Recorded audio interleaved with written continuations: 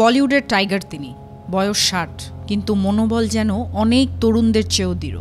হত্যার হুমকি, চারপাশে অনিশ্চয়তা, এসবকে পাশ কাটিয়ে নীরবে কাজ করে যাচ্ছেন তিনি।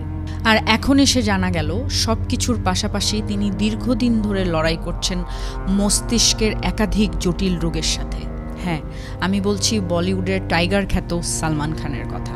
ট্রাইগ্যামিনাল নিউরালজিয়া, অ্যানিউরিজম, এভি ম্যালফরমেশন, এই ৩টি রোগের নাম একসঙ্গে শুনলেই যে কোনো মানুষ কেঁপে উঠবে।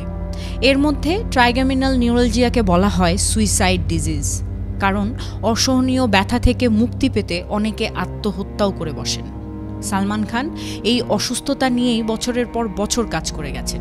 जितनी भी हड्डियां तोड़वा रहे हैं, पसलियां टूट गई, ट्राइजेमिनल था न्यूरालजिया, उसके बावजूद काम कर रहे हैं, एनेरिज्म है ब्रेन में, उसके बावजूद काम कर रहे हैं, एवी मैलफॉर्मेशन है, उसके बावजूद चल रहे हैं, एक्शन, यहाँ से कूदना, वहाँ पर गिरना, चलने को नहीं हो रहा, डांस कर रहे हैं, और ये सब चल रहा है, ये सब साइड में।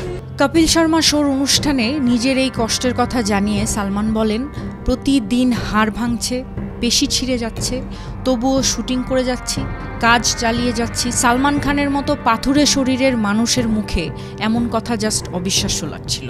এত সুঠাম দেহ, এত এত টাকা, ক্ষমতা, কিছুতেই যেন সুখী হতে পারছেন না। কি অদ্ভুত জীবন। তবে শুধু তারকা খ্যাতি নয়, উপকারী এই ভাই হিসেবে আজও কোটি কোটি মানুষের ভালোবাসায় সালমান খান থাকেন।